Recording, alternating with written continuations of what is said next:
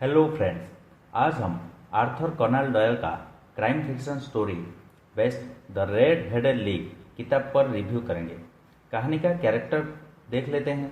First character Sherlock Holmes. Holmes London शहर में एक प्राइवेट डिटेक्टिव होते हैं। Second character doctor Watson. Doctor Watson Sherlock Holmes का दोस्त होते हैं। शेरलॉक होम्स को केस सॉल्व करने में मदद करते हैं। थर्ड कैरेक्टर जाइवेज विल्सन। विल्सन एक बुजुर्ग आदमी है। विल्सन एक स्टोर का ओनर होते हैं। इनका बिजनेस घरेलू सामान को रेंट पर देना होता है। Fourth character Vincent Spaulding. Vincent Spaulding Wilson का स्टोर में असिस्टेंट का काम कर रहा है। Fifth character Duncan Ross. Mister Duncan Ross red headed league का डायरेक्टर होते हैं। इस लीग का काम लंदन शहर में लाल बाल वाले लोगों को आर्थिक मदद करना होता है। तो चलिए कहानी शुरू करते हैं। एक दिन शेरलॉक होम्स और डॉक्टर वाटसन शेरलॉक होम्स के घर पर होते हैं।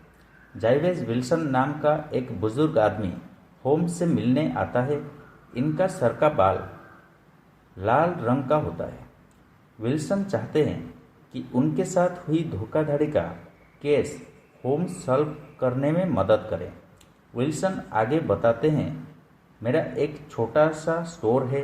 पहले मेरे पास 2 असिस्टेंट हुआ करते थे। बिजनेस धीमा होने के कारण अब सिर्फ एक असिस्टेंट रखा है, वो भी आधे सैलरी पर। एक दिन मेरा असिस्टेंट स्पाउल्डिंग न्यूज़पेपर में रेड हेडेड लीग पर वैकेंसी होने का सूचना देता है। एडवर्टाइजमेंट पर लिखा हुआ होता है, रेड हेडेड लीग का वैकेंसी सिर्फ लाल बाल वाले व्यक्तियों को मिलेगा। मामूली क्लरिकल काम के लिए हफ्ते में 4 पाउंड सैलरी मिलेगा। मैंने कहा, लंदन में तो हजारों लाल बाल वाले लोग रहते हैं, मुझे नौकरी मिलने का चांसेस बहुत कम है। मेरा असिस्टेंट मुझे प्रोत्साहित करता है और मुझे रेड हेडेड लीग में वैकेंसी के लिए अप्लाई करने को हौसला देता है। अगले ही दिन मेरा असिस्टेंट और मैं साथ मिलकर रेड हेडेड लीग पहुंच जाते हैं। वहां लीग का डायरेक्टर मिस्टर डंकन रॉस मिलते हैं। वहां हजारों लाल बाल वाले लोग होते हैं, पर मेरा बाल देखकर मिस्टर डंकन रॉस मुझे सिलेक्ट कर देते हैं। मिस्टर रॉस कहते हैं, मुझे एनसाइक्लोपीडिया ब्रिटानिका को कॉपी करना है, ए अक्षर से लेके जेड अक्षर तक। ड्यूटी टाइम 10 से 2 बजे तक रहेगा। आपको 10 से 2 ऑफिस में ही रहना है, कम से कम बिल्डिंग के अंदर। अगर आप बिल्डिंग का बाहर घूमने जाते हैं तो आपका सदस्यता चली जाएगी।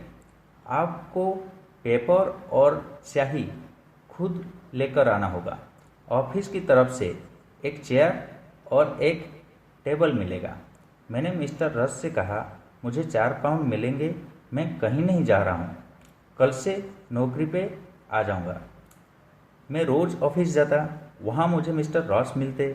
वो मेरा काम का तारीफ करते और हर शनिवार को 4 पाउंड्स देकर ऑफिस बंद करके चले जाते।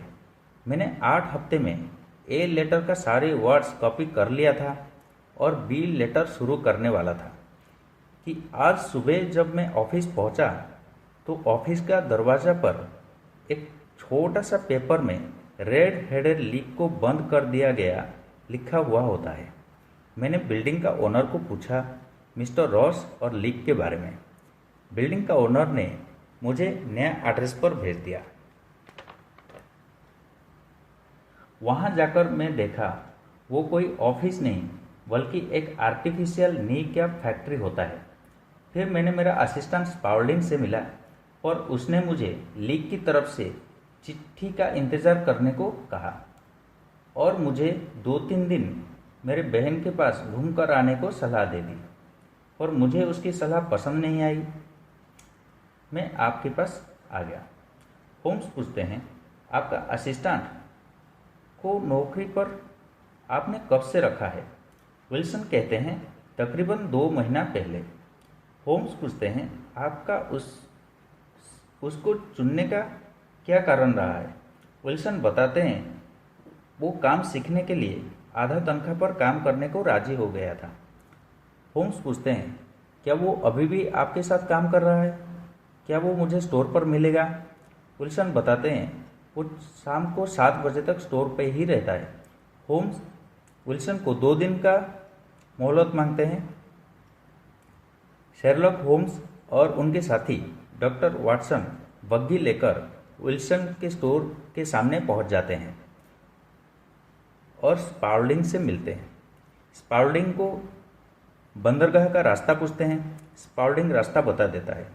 शेरलॉक होम्स सड़क के ऊपर अपनी लाठी से ठोकर मारते हुए रास्ते पर चलते हैं। विल्सन का स्टोर का आजू बाजू का सारे दुकान रेस्टोरेंट को ध्यान से देख लेते हैं और उनकी नज़र पड़ती है विल्सन का स्टोर से थोड़ी ही दूरी पर सबर्बन बैंक पर। शेरलॉक होम्स लोकल पुलिस और सबर्बन बैंक का डायरेक्टर मिस्टर मेरीवेदर से मिलते हैं और बैंक में आज रात डकैती होने का अंदेशा जताते हैं। बैंक का डायरेक्टर उनको बैंक का बेसमेंट पे लेकर जाता है। वहाँ पे चारों छुप जाते हैं और लाइट्स बंद कर देते हैं। इस इंतज़ार में रहते हैं कि चोर आएगा। कुछ ही देर बाद बैंक वॉल्ट से मिट्टी खोदने का आवाज़ आता है। बैंक बेसमेंट से एक आदमी निकलता है। शेरलॉक होम्स और इंस्पेक्टर उसको पकड़ लेते हैं। वो चोर कोई और नहीं बल्कि विल्सन का असिस्टेंट स्पाउल्डिंग। उसका असली नाम जॉन क्ले है। वो एक शातिर क्रिमिनल है। पहले से पुलिस उसको ढूंढ रही थी।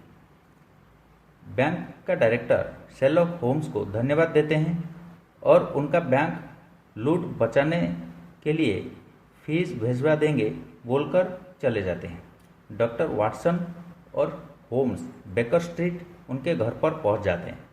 डॉक्टर वाटसन होम्स का तारीफ करते और विल्सन से लेकर जॉन क्ले तक पहुंचने का घटनाक्रम पूछते हैं।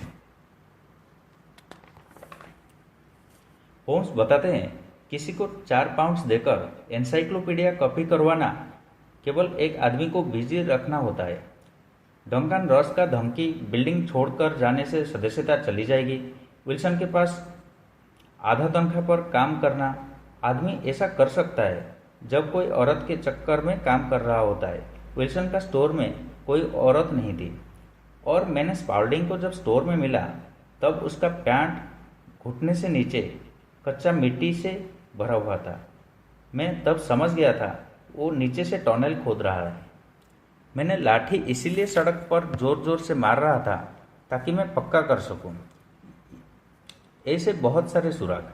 ये सब सुनकर वाटसन होम्स से हाथ मिलाकर अपने घर के लिए चले जाते हैं। Thank you.